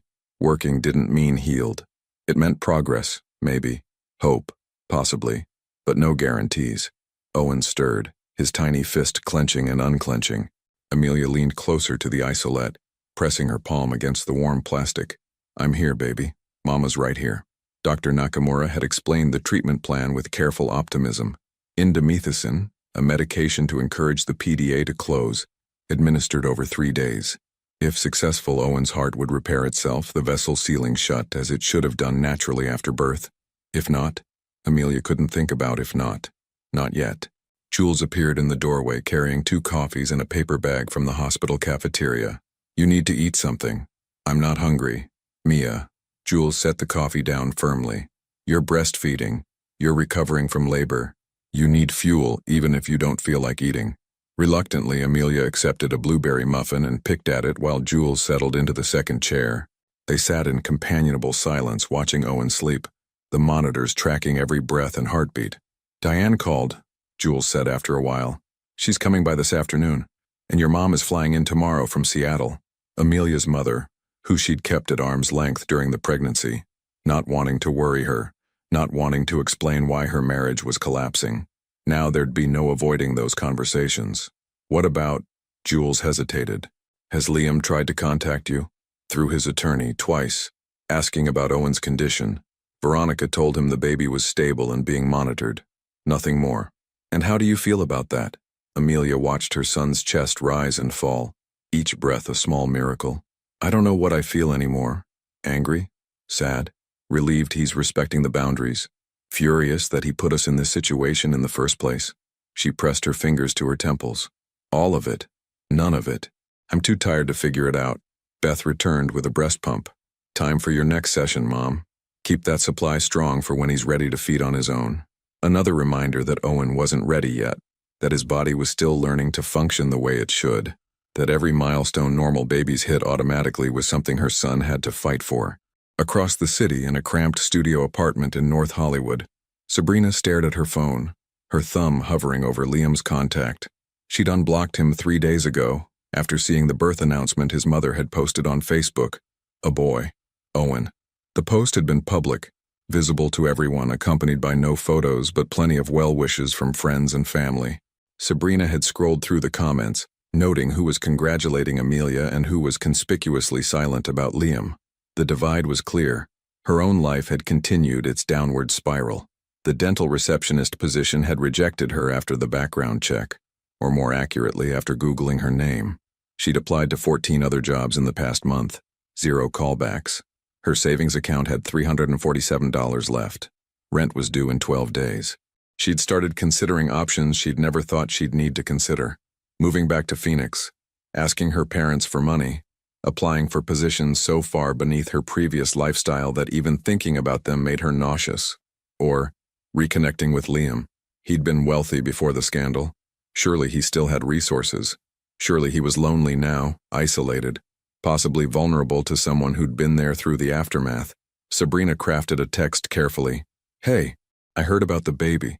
Congratulations. I know things have been complicated, but I've been thinking about you. Maybe we could get coffee sometime. Catch up?" She sent it before she could overthink it. The response came 30 minutes later. "Please don't contact me again. I need to focus on being better for my son. You're part of a life I'm trying to leave behind. I hope you understand." Sabrina read it twice, then threw her phone across the room. It bounced off the wall and clattered to the floor, screen intact but her pride shattered. Part of a life he was leaving behind. As if she were some mistake to be corrected, some error to be erased from his history. She'd lost everything. Her social standing, her income, her carefully cultivated image. And now even Liam, the man she'd risked it all for, wanted nothing to do with her. Sabrina curled up on her second-hand couch and stared at the ceiling, wondering how she'd gotten here, wondering when exactly her life had jumped the tracks from champagne brunches and designer dresses to studio apartments and rejection emails. The answer, of course, was obvious. It was the same moment captured on video, viewed millions of times, immortalized forever on the internet. The moment she'd smiled while a pregnant woman was struck by her husband. The moment Sabrina had chosen cruelty over compassion and called it strength. Day 7. Dr. Nakamura pulled Amelia into a consultation room adjacent to the NICU. Amelia's heart immediately started racing. Good news was delivered at bedsides. Bad news in private rooms with closed doors. "How bad is it?" Amelia asked before the doctor could speak. "It's not bad," Dr. Nakamura said quickly, then paused. "It's complicated. The PDA has partially closed. We can see significant improvement on the echocardiogram, but it hasn't closed completely, so the medication didn't work. It worked partially, and that's not uncommon. We have options." The doctor pulled up images on her tablet showing Amelia her son's heart in grayscale, chambers and vessels, the tiny gap still visible where it shouldn't be. "We can try another round of medication, or we can wait and see if it continues to close on its own over the next few weeks. Many PDAs that partially respond to treatment will fully close without intervention, and if it doesn't, then we consider a catheter procedure. Minimally invasive. We'd insert a small device through his leg to close the vessel. It's a routine procedure with excellent outcomes." Routine. A word meant to be comforting that somehow made Amelia's anxiety worse. Her week-old son, still so fragile, undergoing a procedure that involved threading equipment through his tiny body. "What do you recommend?" Amelia asked. "Watchful waiting. He's feeding well now, gaining weight, maintaining good oxygen levels. Let's give him 2 more weeks and see how he does. If the PDA closes on its own, we avoid any unnecessary intervention. If not, we schedule the procedure. 2 more weeks of uncertainty. 2 more weeks of watching monitors, of holding her breath every time an alarm sounded, of wondering if her son's heart would heal or if he'd need medical intervention to fix what stress and trauma had potentially broken." "Okay," Amelia whispered. 2 weeks. Day 10. Amelia was finally allowed to take Owen home, armed with a pulse oximeter, detailed feeding instructions, and a schedule of follow-up appointments that filled the next month. Jules drove them back to Pasadena while Amelia sat in the back seat beside Owen's car seat, watching him sleep as if her vigilance alone could keep him safe. The apartment felt different with a baby in it. Smaller, fuller, more purposeful. That first night, Amelia barely slept. She woke every hour to check Owen's breathing, to watch the pulse oximeter's numbers, to place her hand on his chest and feel the flutter of his imperfect heart. Each breath he took was a gift. Each quiet moment between monitor checks was peace she didn't quite trust yet. At 3 in the morning, while feeding Owen in the nursery's rocking chair, her phone buzzed with an email from Veronica. "Liam's attorney has requested supervised visitation once Owen is cleared medically. They're proposing sessions at a family center with a social worker present. I need to know how you want to proceed." Amelia looked down at her son, at his eyes closed in contentment as he nursed, at his tiny hand curled against her chest. He looked like Liam, had his father's dark hair, his strong chin. In time, he might have Liam's smile, his laugh, his mannerisms. But he'd never know the man who'd struck his mother, the man who'd chosen violence and pride over love and family. Amelia would make sure of that. Not through restriction or punishment, but through truth. Someday, Owen would ask about his father, and Amelia would tell him, "Your father made choices that hurt people. He's trying to be better now." But being better doesn't erase what was done. She typed back to Veronica, "Tell them supervised visitation can be discussed after Owen's follow-up appointment in 2 weeks. If his heart is stable and he's thriving, we can consider it. If not, everything stays on hold until his health improves. Owen's well-being comes first, always." The response came quickly. "I'll communicate that. You're doing great, Amelia. Owen is lucky to have you." Amelia set the phone aside and focused on her son, on this perfect moment of quiet in the darkness. Outside, Los Angeles slept. Inside, a new life was learning to breathe, to grow, to heal, and so was she. Day 14. The follow-up echocardiogram showed what Dr. Nakamura called encouraging progress. The PDA had closed to nearly 70%. Not complete, but significant enough that surgery was no longer an immediate consideration. "Another month," the doctor said, smiling. "Let's check him again in a month. At this rate of improvement, I'm optimistic it'll close completely on its own." Amelia cried in the exam room. Tears of relief, of exhaustion, of hope finally feeling justified. That evening, she sat in the nursery with Owen against her shoulder, his warm weight a comfort she'd never known she needed. She thought about the past 3 months, the violence at Aurelio's, the hospitalization, the divorce proceedings, the lonely labor, the terrifying NICU stay. She'd survived all of it. They both had. Her phone sat silent on the dresser. No attempts from Liam today. No messages from attorneys. No reminders of the past she was actively building distance from. Just silence. And in that silence, peace. "We're going to be okay," she whispered to Owen. The same promise she'd made 100 times. "You and me, baby boy. We're going to be just fine." And finally, she believed it. 3 months later, Owen's laugh was the best sound Amelia had ever heard. She sat on the living room floor of her Pasadena apartment, dangling a stuffed giraffe above his head while he kicked his legs and giggled, a bubbly, infectious sound that made everything else fade into insignificance. 3 months old now, 11 pounds of perfect baby with Liam's dark eyes and Amelia's smile, and a heart that Dr. Nakamura had declared just last week completely healed. "The PDA has closed entirely," the cardiologist had said, pointing to the echocardiogram with obvious satisfaction. "No murmur, no irregularities. His heart is structurally sound. He's a healthy boy, Amelia. You did it."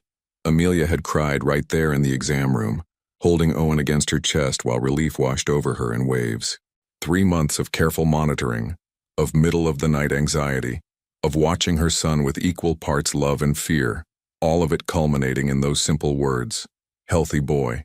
Now, watching him reach for the giraffe with improving coordination, she allowed herself to believe in the future, to make plans beyond the next doctor's appointment, to think about first birthdays and first words, and all the milestones that stretched ahead. Her phone buzzed on the coffee table. A text from Veronica. "Family Center confirmed for tomorrow, 2 p.m. Social worker will be present. Session is 1 hour. Call me if you need anything. Tomorrow." Liam's first supervised visit with Owen. The court had granted it after reviewing his therapy completion certificates, his clean record over the past 4 months, and his attorney's petition. 1 hour, once a week, with a social worker present to ensure Owen's safety and document the interaction. Amelia had signed the agreement with mixed feelings. Owen deserved to know his father, even a flawed one, but every time she thought about handing her son to Liam, even with supervision, her body remembered the crack of his palm against her face. Some wounds took longer than 3 months to heal. Liam stood outside the Westside Family Center, his hands trembling despite the breathing exercises his therapist had taught him.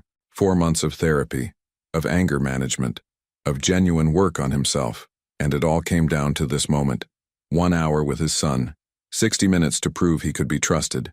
The building was modest, a converted house in Santa Monica with a cheerful yellow door and playground equipment visible in the fenced backyard. Inside, a woman in her 40s with wire-rimmed glasses introduced herself as Patricia, the social worker assigned to supervise the visit.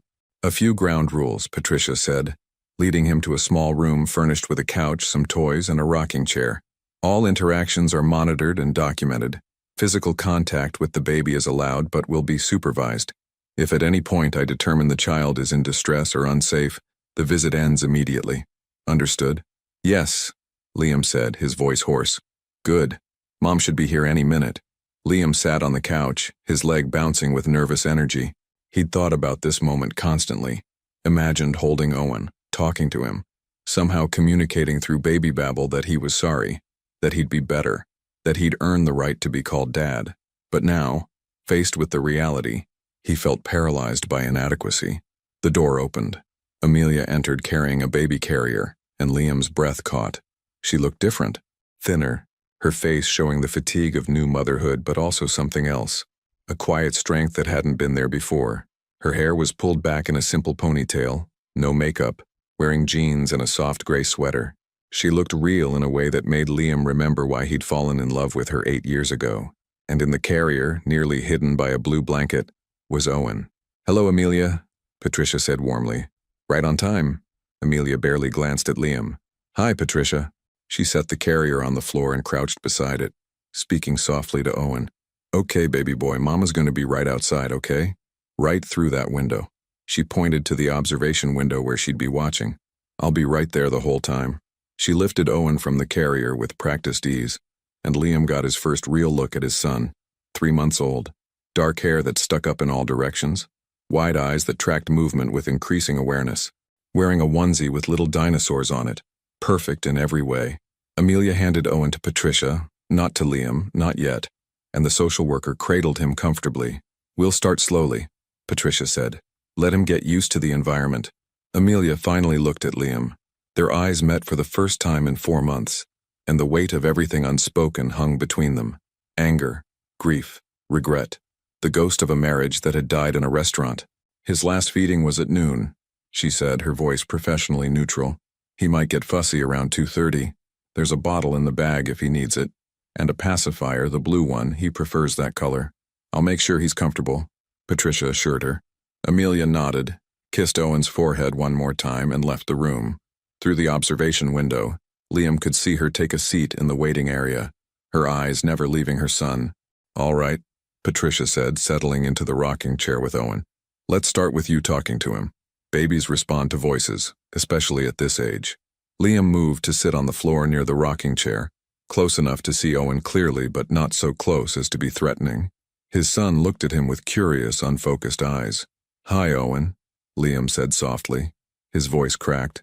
Hi, buddy. I'm your dad. The words felt simultaneously true and fraudulent. Biologically, yes, he was Owen's father. But had he earned that title?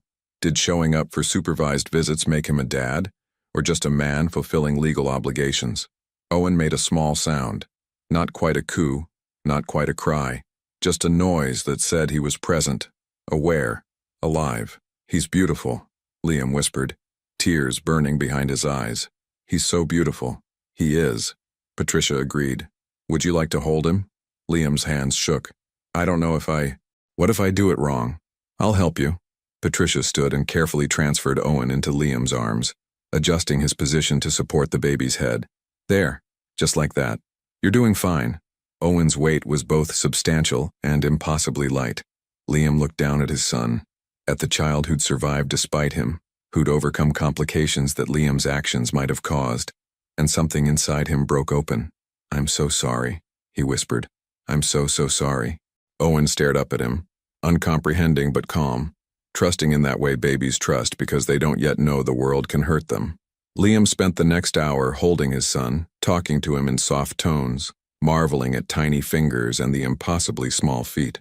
Patricia guided him through a bottle feeding when Owen got fussy, showed him how to burp him, let him experience the weight of fatherhood in supervised, controlled doses. And through the observation window, Amelia watched it all, her expression unreadable. After the visit, Amelia packed Owen back into his carrier without a word to Liam. Patricia handed her a summary sheet for her records, and they left through a different door than Liam would use, protocol to avoid any unsupervised interaction. In the parking lot, Jules was waiting by the car. How'd it go? He cried, Amelia said simply, buckling Owen's carrier into its base. He held Owen, and he cried. Do you think it was genuine? Amelia closed the car door and leaned against it, suddenly exhausted. I don't know. Maybe. Probably. Does it matter? She looked at her sister. He can cry all he wants. It doesn't change what he did. It doesn't erase the video that'll follow Owen his whole life. It doesn't heal the damage. But it's something, Jules offered carefully. It's not nothing. No, Amelia agreed. It's not nothing. But it's not enough either. That evening, while Owen napped in his crib, Amelia sat at her kitchen table with her laptop reviewing job postings. She'd been living off savings and the child support payments that came through automatically each month. Liam was at least fulfilling his financial obligations. But she needed to think about her career, about building a stable future for Owen. Her phone rang. Unknown number. She almost didn't answer, but something made her pick up. Hello? Amelia Foster? A woman's voice, professional but uncertain. This is Nina Park from LA Weekly. I'm working on a piece about domestic violence survivors and I was hoping. Amelia hung up. The calls had decreased over the past few months, as the media moved on to newer scandals, but they still came occasionally. Reporters wanting interviews, podcasters requesting her story, even a literary agent asking if she'd consider writing a memoir. She'd declined them all. Her story wasn't inspiration porn for strangers to consume. It was her life, her trauma, her journey, and she'd share it on her terms, or not at all. A knock at the door interrupted her thoughts. Through the peephole, she saw Diane holding a casserole dish. I made too much lasagna, her former mother-in-law announced when Amelia opened the door. Thought you could use some home cooking. It was the same excuse Diane had used 3 times in the past month. They both knew Amelia could cook just fine, but the visits had become a ritual. Diane's way of maintaining connection to her grandson while respecting Amelia's boundaries. How was the visit today? Diane asked once they were settled at the kitchen table, the lasagna warming in the oven. Hard. For everyone, I think. Did he? Diane paused, choosing her words carefully. Did he seem different to you? Amelia considered the question. Liam had looked older, tired, humbled in a way she'd never seen before. The arrogance that had defined him was gone, replaced by something that looked like genuine remorse. But looking different and being different were 2 separate things. I don't know, she said honestly. Time will tell. Diane nodded, accepting the ambiguity. For what it's worth, I'm proud of you. Not just for allowing the visits, but for everything. You've handled this with more grace than anyone could have expected. I didn't have a choice. There's always a choice. You could have been bitter, vindictive. You could have denied him access or made this process as painful as possible. Diane reached across the table and squeezed Amelia's hand. Instead, you're thinking about Owen first. That's the mark of a good mother. After Diane left, Amelia checked on Owen, still sleeping peacefully, his chest rising and falling with perfect, healthy breaths. She stood at the crib for a long moment, watching her son in the dim light from the hallway. Tomorrow there'd be another day of single motherhood, another round of feedings and diaper changes, and the exhausting joy of keeping a tiny human alive. Next week, another supervised visit with Liam, another hour of watching her son's father try to earn back what he'd thrown away. But tonight, in this quiet moment, Amelia let herself feel something she hadn't allowed in months. Not quite forgiveness, not quite peace, but maybe the beginning of both. Meanwhile, across the city, Sabrina sat in a Greyhound bus station, her belongings reduced to 2 suitcases and a backpack.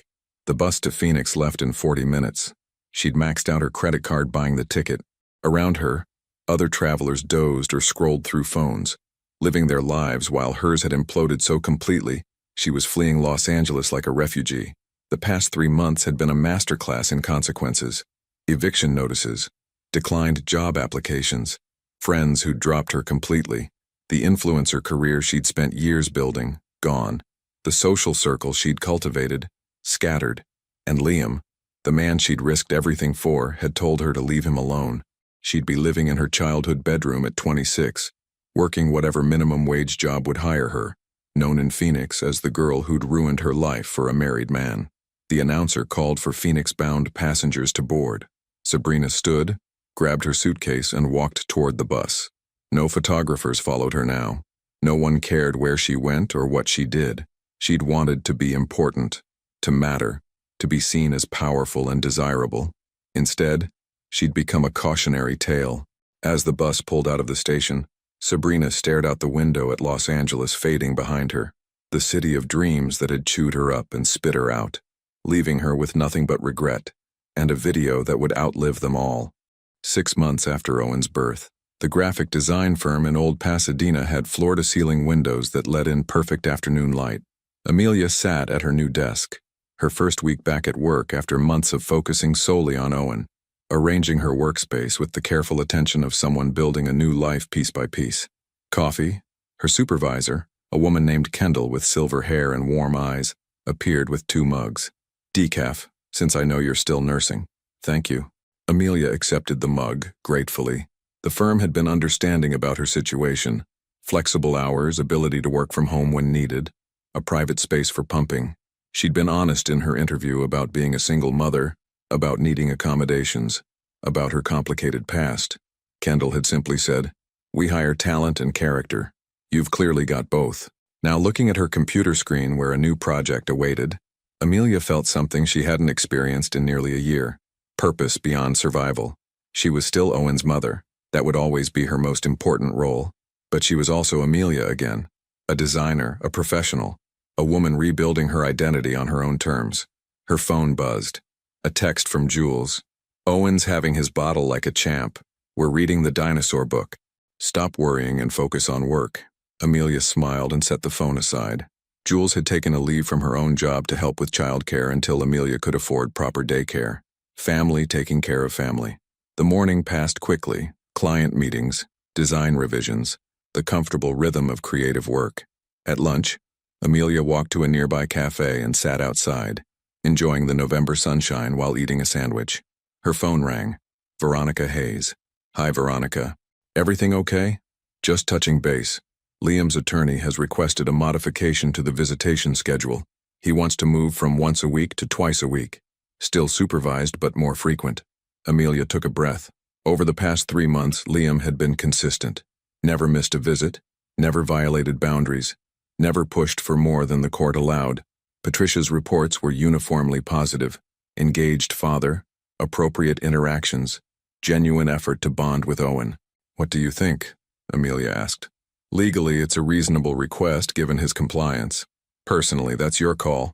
You know him better than any court report can show." Did she, though? The Liam who showed up for supervised visits, quiet, humble, careful, bore little resemblance to the man who'd struck her in Aurelio's. People could change, or they could perform change convincingly while remaining fundamentally the same. "Let me think about it," Amelia said. "Can we schedule a meeting? All of us, me, Liam, the attorneys, Patricia. I want to talk to him directly before I agree to anything. I'll arrange it." The meeting was set for the following Tuesday at Patricia's office. Amelia arrived 10 minutes early with Jules as support, her stomach tight with anxiety. She hadn't been in the same room as Liam for any length of time since the hospital lobby 6 months ago. Liam arrived exactly on time, followed by his attorney, a sharp-dressed man named Robert Chen. They settled around Patricia's conference table, the social worker acting as mediator. "Thank you all for coming," Patricia began. "We're here to discuss the visitation schedule modification request. But first, Amelia has requested an opportunity to speak directly with Liam." All eyes turned to her. Amelia looked across the table at her ex-husband, because that's what he was now. The divorce having been finalized 3 weeks ago. He looked different. Not just older, though the stress had aged him, but smaller somehow. Diminished. "I need to understand something," Amelia said, keeping her voice steady. "Why now? Why push for more time?" Liam took a breath. "Because he's my son. And I've wasted 6 months of his life already. I know I don't deserve more time. I know I've destroyed any right to expect anything from you. But Owen," his voice caught. "Owen didn't choose this. He didn't choose me as his father or choose what I did. And if there's any chance at all, that I can be someone good in his life, I have to try." "You had a chance to be good," Amelia said quietly. "Before he was born, when we were still married, when I needed you to choose us over your ego. I know. You humiliated me. You hurt me. You put our son at risk. I know." Liam's eyes were red-rimmed. "I think about that night every single day. I see your face the way you looked at me before you walked out. I hear the sound of—" He stopped himself, his jaw clenching. "I can't undo it. I can't take it back. All I can do is try to be better going forward." "For who?" Amelia leaned forward. "For Owen. Or for yourself. Because if this is about assuaging your guilt, if this is about you feeling better about what you did, then no. I won't use my son as your therapy project. It's for him," Liam said firmly. "Everything I've done for the past 6 months, therapy, anger management, rebuilding my life, It's all been for him, so that someday, when he asks about his father, you can tell him that I tried, that I didn't give up, that I worked to become someone worthy of being in his life, even if I never fully get there." The room fell silent. Jules squeezed Amelia's hand under the table. Patricia spoke up. "In my professional assessment, Liam has demonstrated consistent, appropriate behavior during supervised visits. He's completed all court-mandated programs and continues voluntary therapy. While I understand your hesitation, Amelia, I do believe increased visitation could benefit Owen as he grows." Amelia looked at Robert Chen. "What about the foster group? I heard he's still on leave." "Indefinite leave," Robert confirmed. "Liam has stepped back entirely from leadership. He's been consulting part-time from home, enough to maintain financial stability but nothing like his previous role. So he'd lost that too. His company, his identity, the empire he'd built. All of it sacrificed on the altar of one violent moment." Amelia turned back to Liam. "If I agree to this, and I'm not saying I will, there are conditions. You don't get to pick and choose when you're a father. You show up every single time. No exceptions. You don't get to disappear when it's inconvenient or difficult.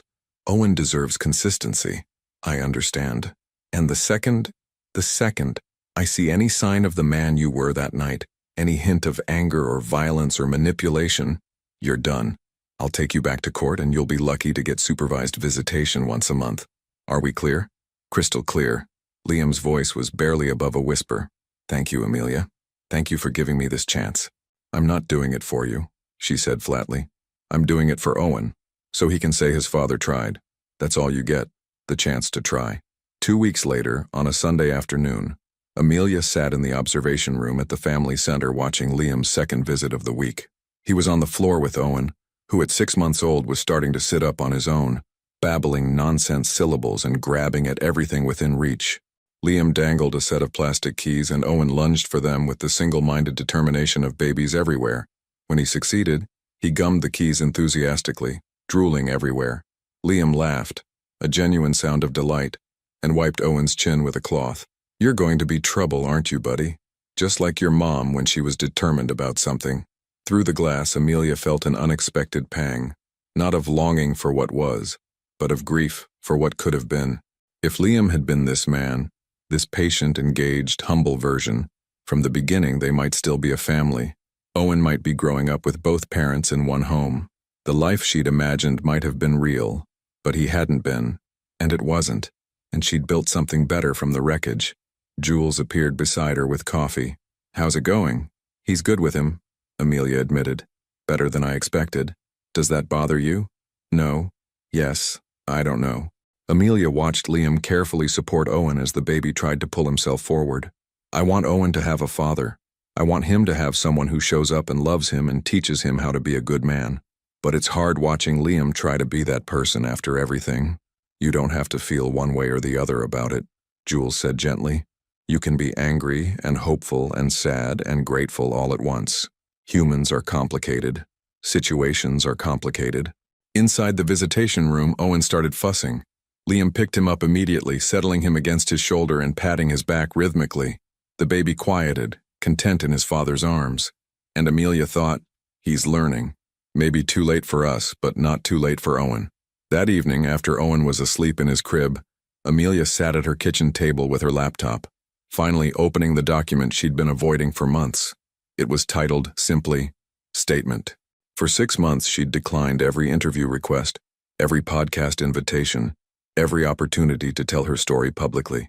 But recently, she'd been thinking about the women who might be sitting where she'd sat, in hospital beds, in lawyers' offices, in the wreckage of their own violent marriages, wondering if survival was possible. She wanted them to know it was. Not through a sensational interview or a best-selling memoir, just through a simple, honest statement posted to a blog she'd created anonymously. No photos, no real names, just truth. She began typing. 6 months ago, I left a restaurant with a handprint on my face and fear in my heart. Today, I'm sitting in an apartment I chose, working at a job I love, watching my healthy son sleep peacefully in the next room. This is not a redemption story. This is not about forgiveness or reconciliation or finding the silver lining. This is about survival, about choosing yourself when someone else refuses to choose you, about building a life from ashes. If you're reading this from a place of pain, know that you don't have to have all the answers right now. You don't have to forgive. You don't have to be strong. You just have to take the next step, and then the one after that. Find your people, the ones who hold you when you break and celebrate when you heal. Accept help. Set boundaries. Protect yourself and the ones who depend on you. And know that on the other side of that terrible choice to leave, there's a life waiting. Maybe not the one you planned, but maybe something even better. A life that's completely, authentically yours. She read it over twice, then hit publish. Within hours, the post had been shared dozens of times. By morning, hundreds. Messages flooded in from women thanking her, sharing their own stories, asking for advice. Amelia didn't respond to most of them. She couldn't carry everyone's pain along with her own, but knowing she'd offered a lifeline to even one person made the vulnerability worth it. The following Saturday, Amelia took Owen to the farmer's market in Pasadena. The morning was crisp and clear, perfect autumn weather. She wore him in a carrier against her chest, his head tucked under her chin, his steady breathing a comfort. At the produce stand, she was selecting apples when someone said her name. Amelia? She turned and found herself face to face with Caroline Wu, the CFO from the foster group, the woman who'd been at that devastating board meeting. Amelia tensed, preparing for awkwardness or judgment. Instead, Caroline smiled warmly. I thought that was you. How are you? How's the baby? We're good. Owen's 6 months now, healthy and thriving. I'm so glad to hear that. Caroline hesitated, then continued. I just wanted to say, what Liam did was inexcusable, but watching you handle everything with such grace, you've been an inspiration to a lot of people, including me. The words caught Amelia off guard. Thank you. That means a lot. Are you working? I know a few design firms that are always looking for talented people if you need connections. Actually, I just started at Hammond Creative, but thank you for offering. They chatted for a few more minutes before parting ways, but the interaction stayed with Amelia throughout the day.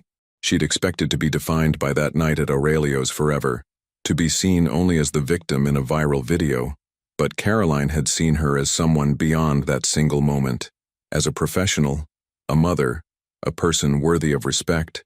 Maybe eventually, the world would too. That evening as she rocked Owen to sleep singing softly, Amelia thought about the distance between then and now. 6 months that felt like years. A lifetime compressed into half a calendar. She'd survived. More than that, she'd built something new. Not perfect, not without scars, but hers. And as Owen's breathing deepened into sleep, his tiny hand curled against her chest, Amelia finally allowed herself to believe what she'd been telling him all along. They were going to be okay. 18 months after Owen's birth, the backyard of the small house in Pasadena was filled with the sounds of a toddler's first birthday party. Well, his second birthday, but the first one celebrated in a home Amelia owned rather than rented. Colorful balloons tied to the fence swayed in the gentle breeze.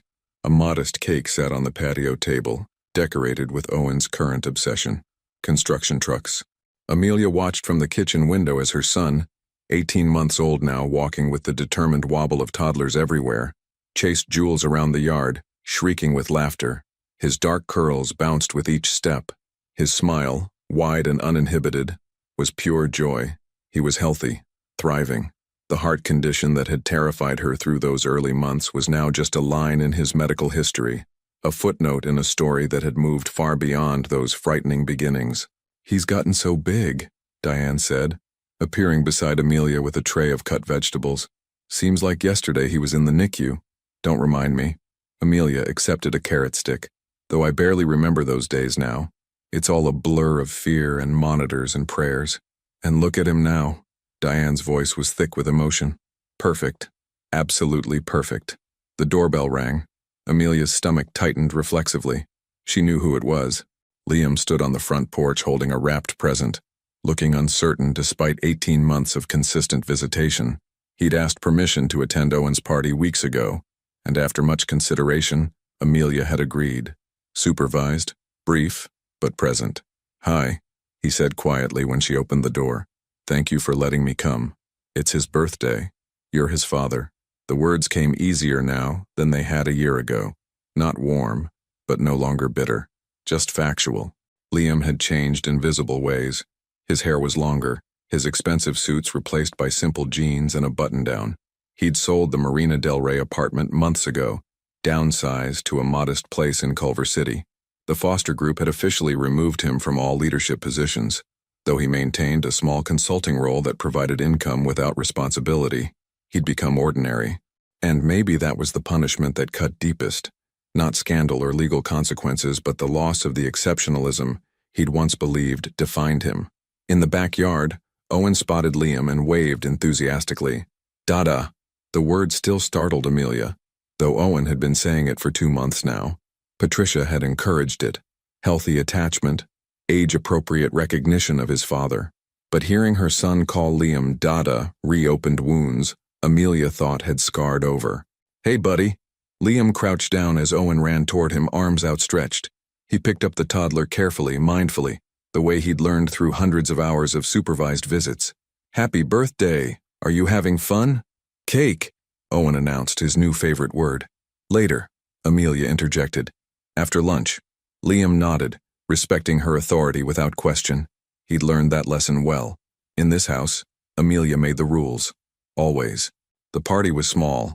Jules and her new girlfriend Maya, Diane, a few neighbors with young children, and Amelia's mother who'd flown in from Seattle.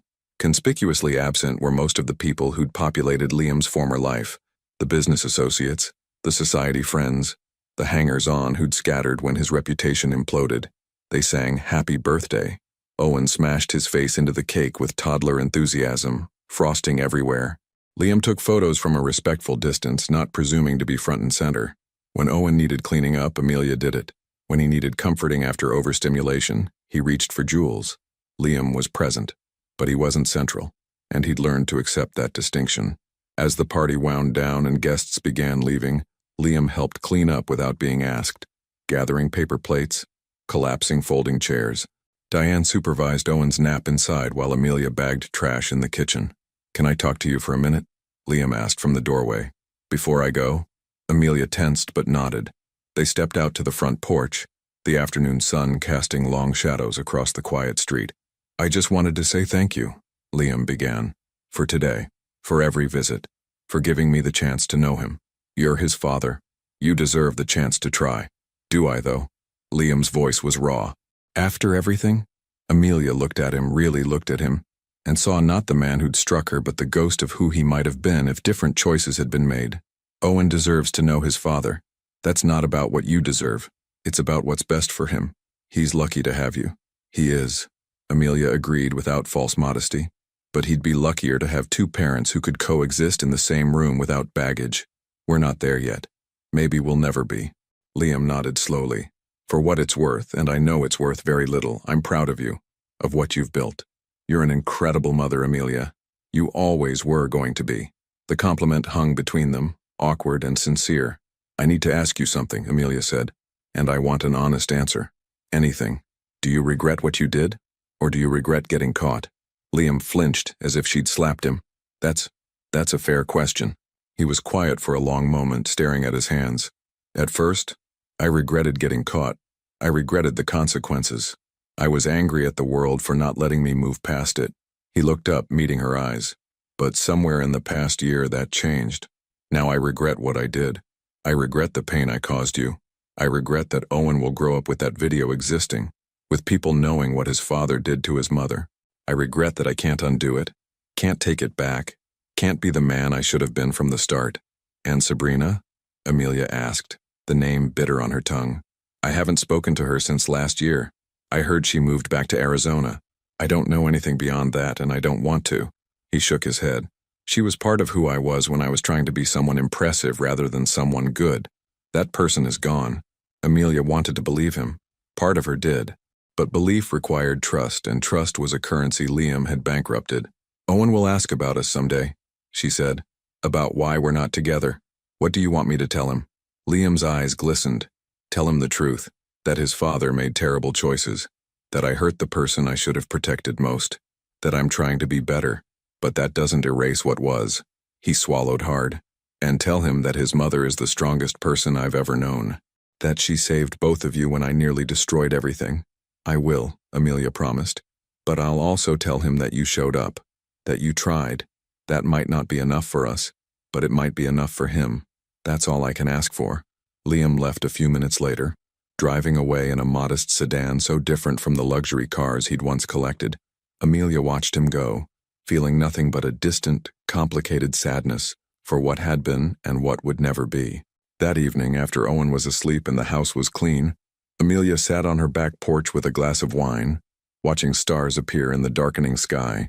Her phone buzzed with a notification, a message from the blog where she'd posted her statement months ago. It was from a woman named Jennifer. "I read your post 6 months ago when I was in the hospital after my husband put me through a wall. I didn't think I could leave. I didn't think I could survive, but your words gave me hope. Today I signed a lease on my own apartment. My daughter and I are starting over. Thank you for showing me it was possible." Amelia read the message twice, tears sliding down her cheeks. Not tears of sadness, but of recognition. She'd been Jennifer once, broken, terrified, uncertain if survival was possible, and now she was proof that it was. Her phone buzzed again, this time an email from Kendall at work. "The Riverside account loved your designs. They want to expand the project and have specifically requested you lead it. Congratulations, Amelia, you're killing it.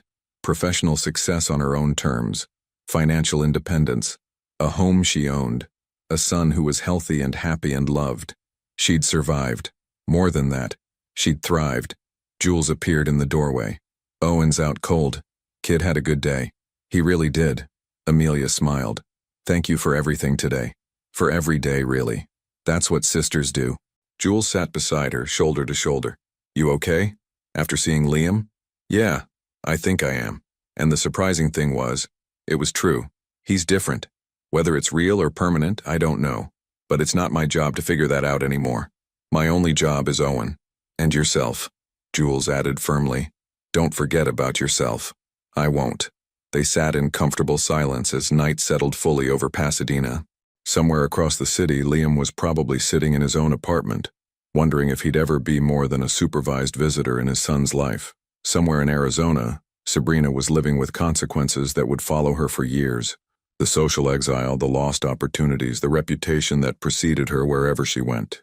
And here, in this small house with its modest backyard and second-hand furniture, Amelia was building a life that looked nothing like what she'd once imagined, but was somehow better than anything she could have planned. Because it was hers, earned through survival, built through strength, sustained by dignity. 2 years after that night at Aurelio's, Owen ran through the park, his construction truck t-shirt already stained with juice and grass. At 2.5, he was all energy and curiosity, asking why about everything, collecting rocks and sticks with the serious dedication of a tiny scientist. Amelia watched from a bench, her sketchpad open on her lap, designing a logo for a new client. Freelance work had picked up enough that she'd been able to cut back her office hours, giving her more time with Owen while still maintaining her career. "Mama, look." Owen held up a pine cone triumphantly.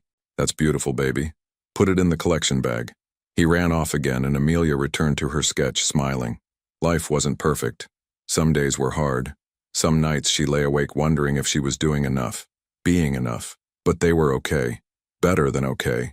They were whole. Her phone rang. Veronica Hayes, though she called much less frequently now that the legal battles had settled into routine. "Hi, Veronica. Everything all right? Just wanted to give you a heads up." Liam's attorney reached out. He's requesting transition to unsupervised visitation. He's completed 2 years of therapy, maintained consistent supervised visits without incident, and Patricia's recommending the transition. Amelia's stomach clenched, old fear rising automatically. "What do you think?" "Legally, he's met every requirement. Personally, you know him better than I do. But Amelia, you've rebuilt your entire life. You've given him chances he didn't deserve. Whatever you decide, make sure it's what's best for Owen and for you. Not what Liam wants or what the court prefers. What you need." After hanging up, Amelia watched Owen play, considering. Unsupervised visitation meant Liam taking their son for hours at a time without observation.